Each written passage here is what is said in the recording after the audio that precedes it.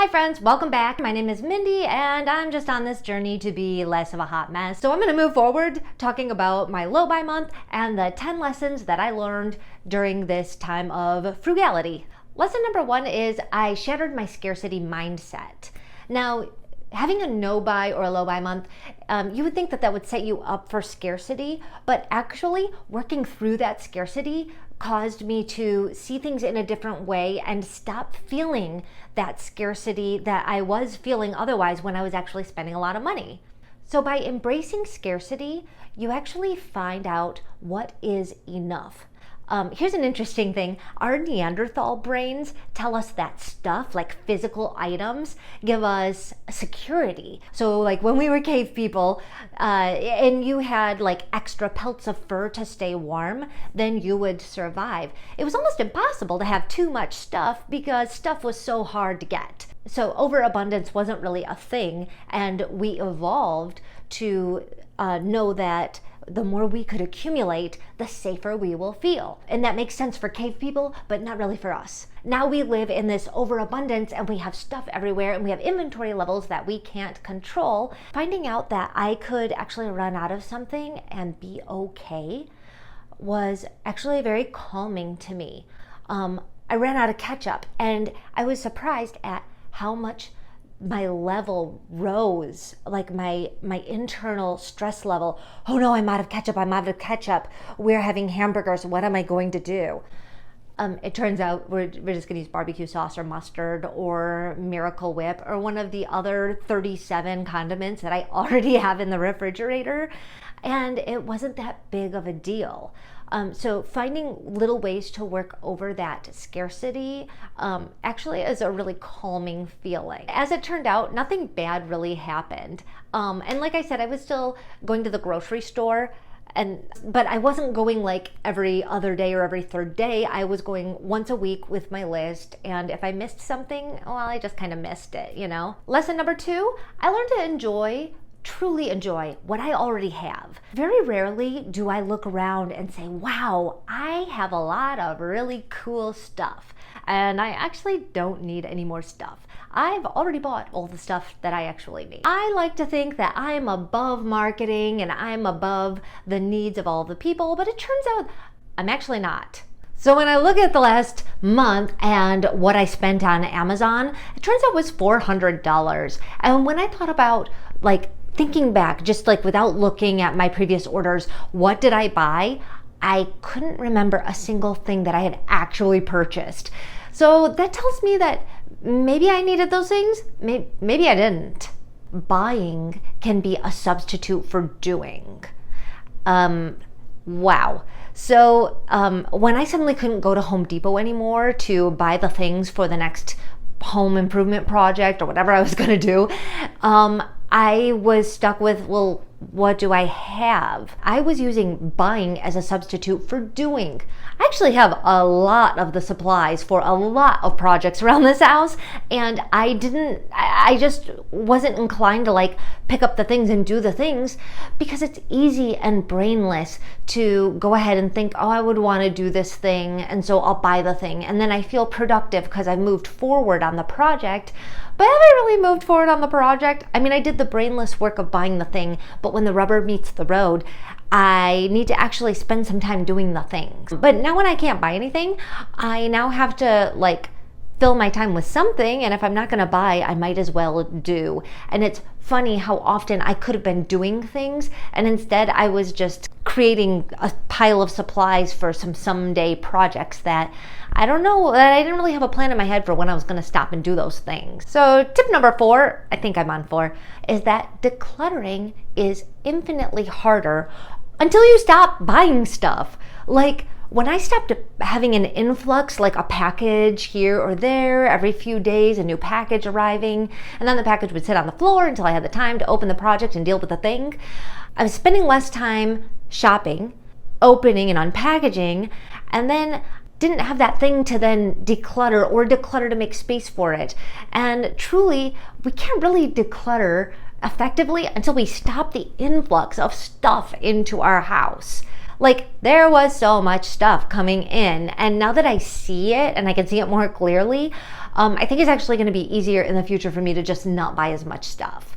I mean, if you think about it, if you have a package arrive every 2 or 3 days, and that package is, I don't know, what's an Amazon package? 8 by 8 by 4, and you get, let's say 1 a week, then that's 50 packages in a year that are this big. And then, so then in 5 years, that's 250 packages of this size thing. And that's like a whole room full of stuff. That means every 5 years, you have to declutter an entire room just to get through the Amazon packages that you have coming in that maybe you don't care about and you don't need to spend the money on anyways. So I was spending $400, at least in that month, for an influx of clutter that I don't have a place for anyways. That's definitely something to think about. So lesson number 5, a low buy month was harder than I expected, but for different reasons than I expected. So I really thought that I was going to have a hard time. Like, what if I run out of things? I'm going to run out of stuff. And then what am I going to do? I'm going to have to find a way around it. Or what about, when I really need something? And it turns out that it wasn't actually hard to run out of things. And I didn't run out of very much stuff. It was harder to get past the emotion of not buying and this FOMO, like I'm missing out on buying this thing. I did not realize how emotional buying was for me. What's funny is I tended to think that I was somehow immune to the whims of marketers and, that I'm kind of thrifty by nature. And so I'm not really affected by this kind of like keeping up with the Joneses thing.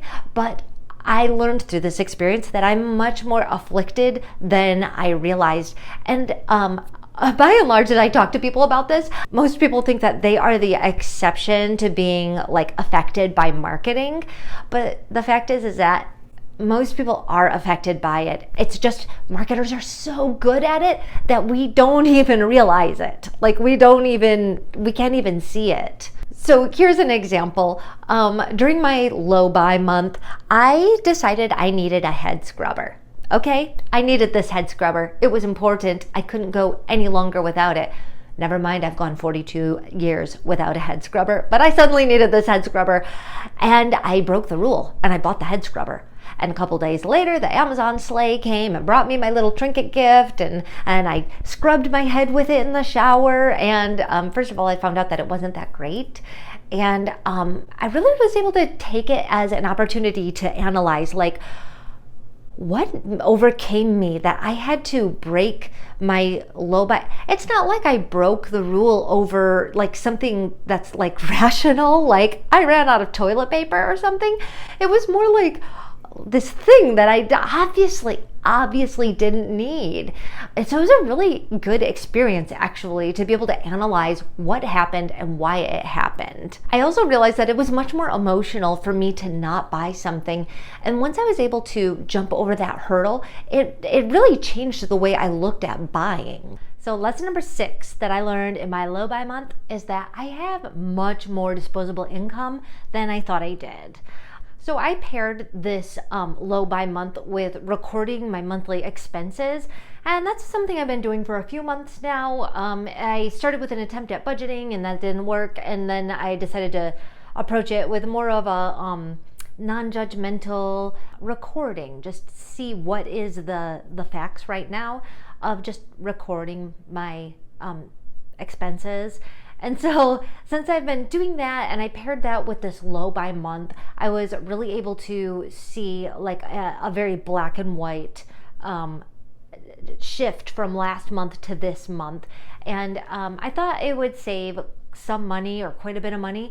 I actually saved a lot more than I expected. That's great news because that means that I have much more disposable income than I thought I did. So yay. And what's interesting is that despite having to pay my annual insurance premium for the whole year, which was $1,300, my credit card statement overall was much lower than average. So if you're the type to care about like the actual numbers, I'll share those at the end.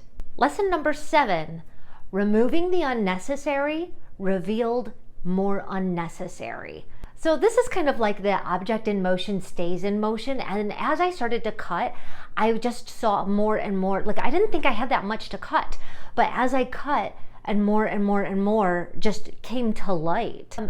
I guess partly it's because on my typical credit card statement, there are like 60 transactions through the course of the month.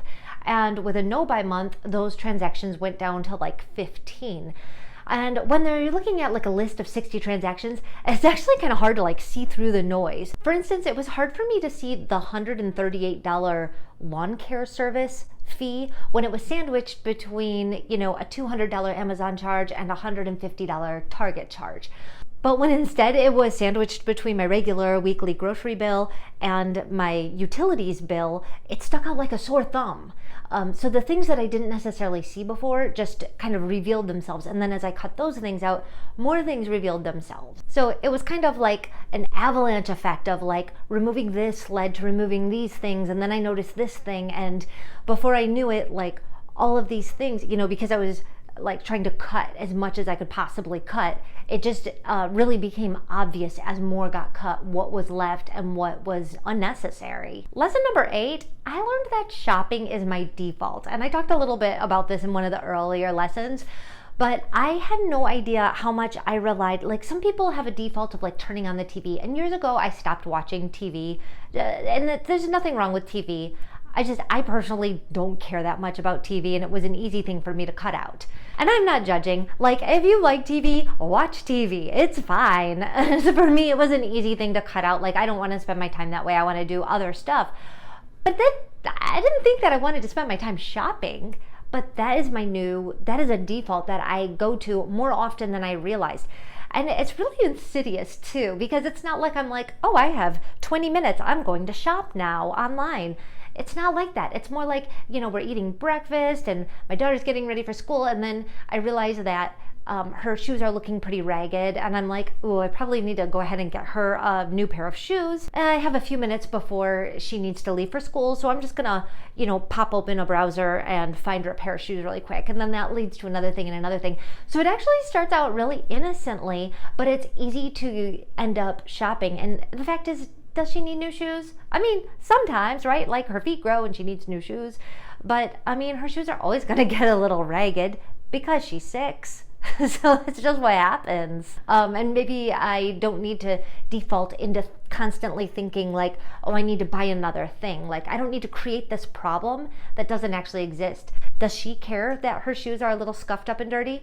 No, not really. And actually she has more shoes than she needs anyways. So through this, I learned that I can actually look at things through a different lens and actually determine if they're really necessary or if I've just like assigned some importance to them that doesn't actually exist. So since shopping was my default and I could no longer do that, I would find myself walking around the house being like, well, then what do I do?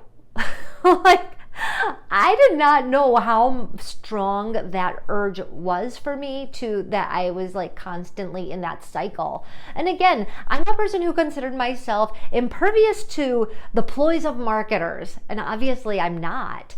And that, you know, I'm not the kind of person that needs new things or buys new stuff all the time. Like, I thought that. And so you might think those things about yourself too. And maybe you'll be surprised if you try like a low buy month or a no buy month, how much you actually maybe rely on shopping a little more than what you thought.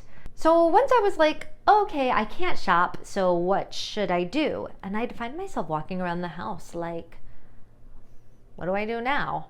I can't shop. What should I be spending my time on? And that's part of the magic, is that you learn what you really want to be doing. Because do I want to spend my life shopping? Not really. As a matter of fact, I don't even really like shopping. It just is a habit that I have. So I did find a way to spend my time. As a matter of fact, I decluttered my laundry room. I spent a lot more one-on-one time with my daughter, and I spent more time making videos for this channel. So it was win, win, win, and win. Lesson number 9, I learned the right level of spending. And this is like actually more of a journey, and I don't know exactly where my spending is going to land. I'm so motivated by this first month of like a low buy month that I'm trying to incorporate a lot of these things just into my new routine. Like, there's no reason for me to spend this money on stuff that I don't actually care about. I didn't miss it. I didn't feel like I was lacking or going without during the month. So do I really need all this stuff? Actually, I don't think I do. So I was watching another video, and I believe this was actually Mr. Money Mustache, and he's got like a wildly popular blog. If you're interested in like a budgeting mentality, then I would check him out because his stuff is really cool. So I was watching a video of him speaking, and one thing he talked about is when you're trying to decide if you should buy something, then you should think, does it make me happy? And also, would I give this up if it meant I never had to work again? And if so, why wouldn't I give it up now?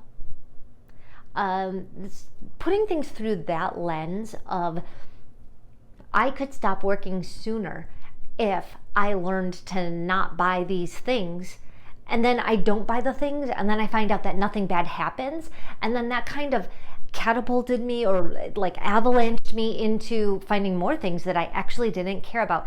It's just really surprising when we find out that we don't care about the things that we thought were so mandatory or necessary, and once you find out they're not, it's really like mind shattering of like what we don't need. So I kind of learned the right level, and I'm still learning the right level, but I did find myself scrutinizing everything from like my brand of deodorant all the way up to like lawn service, all the way up to like, do I need to live in this big house? I mean, there is only 3 of us. So I'm scrutinizing, coffee and deodorant and toilet paper and head scrubbies, and I'm like really like all in on this like no buy and thinking about the expenses.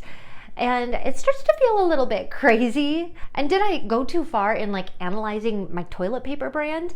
I mean, maybe. On the other hand, I did find that I switched to another brand of toilet paper, which saved 30%, and I literally don't care at all. Like, it's just not a thing that I notice or that's important to me.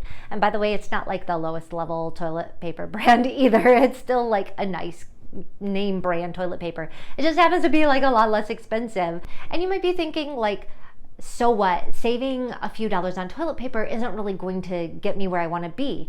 And that might be true, but saving 30% off of every single purchase that you make in your life might make a difference. As a matter of fact, it definitely will. By the way, I also noticed that there were a lot of things that are not negotiable to me. You know what? I love my brand of coffee. I'm not changing it. Maybe I'll try another brand if I think that it might also be good and it's less expensive.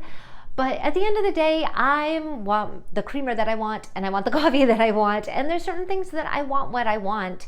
But it's an excellent exercise to start to identify what those things are. So lesson number 10 is that waste has now become more obvious from the outset, and I'm buying things through a different lens.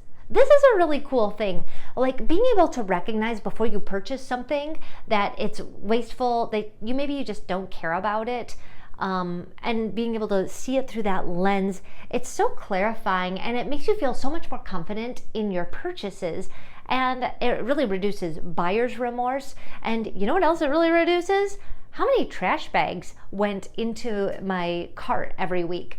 This was really surprising to me, but I actually averaged about 1/2 to 1 whole garbage bag less of garbage every week when I was having this no buy month. There wasn't as many takeout containers. There wasn't as much packaging. There just was less waste. So if you are trying a low buy month and you're starting to feel a little bit crazy about like analyzing a $6 head scrubby, it might be helpful to you, as it is to me, to think about not only am I spending $6 on this thing, but also there had to be a factory and machines, and it had to get transported, and there was oil, and there was materials, and there was all this stuff so that I can have this little like trinkety head scrubby. And I don't really think that I even care about it or I'm even going to use it. And that's a lot of resources used up for something that I ultimately don't care about. So I'm not an environmentalist, but I do like to have it in my mind a finite amount of stuff on resources on this earth. And if I can do something to like reduce my footprint, then I'm cool with that. I like that. It's also interesting to think that if someone were like, I'll give you $6 for that head scrubby, I would be like, oh yes, please take this head scrubby because I don't actually need it. And I would love to have $6 instead. So that's another thing, is that if you can think of it in terms of like, would I rather have the money than the thing? sometimes that answers the question for you if you should buy something right then and there. So I'm going to give you the numbers. Over the previous 12 months, my average credit card bill has been $4,141. Now, keep in mind that does not include all my expenses. There are certain things. The big one is medical. My medical gets paid out of a different account. I also have a student loan that gets paid out of a different account. And there's a few other random expenses that do not get applied to my credit card. So this isn't really a snapshot of my total expenses, but it's a vast majority of them. So my average credit card bill over the last 12 months has been $4,141. And my last month's bill was $2,981. That is a decrease in my credit card bill of $1,160 or 28%. Now, you might be saying, sure, Mindy, that's fantastic, but that doesn't take into account like some big unexpected expense.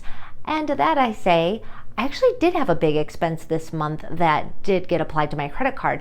That was my annual homeowner's insurance, which is $1,300. So although it's not an completely unexpected expense, it is an uncommon expense. So if I had removed that $1,300 charge from my credit card as well, then my credit card would have been $2,458 less than the average credit card bill, or 59% less than average.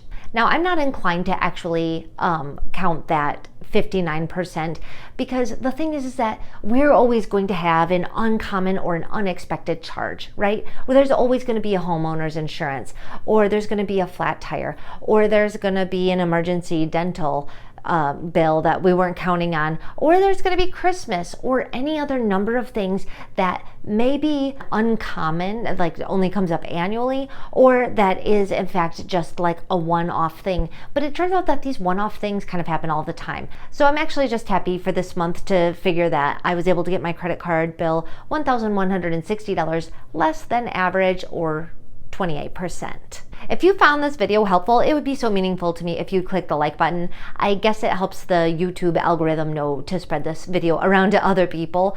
And if you vibe with this kind of stuff and you want to spend more time together, I would love it if you would click the subscribe button. So if you are now ready to go out and do your own no buy or zero buy or low buy or whatever your vision of trying out this little experiment might be, my advice to you is to be kind to yourself.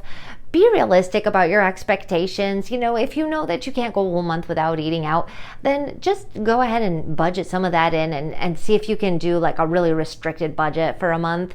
Be prepared to feel a little crazy, because it does feel a little crazy, okay? When you're in full immersion in like really analyzing every single little tiny bill, and you get to the point where you're like, is this coffee creamer worth it at $5 a container when I could get this other coffee creamer for $4.50 a container? And how much coffee creamer do I use over the course of a week? And then you're like, what am I doing? It's coffee creamer.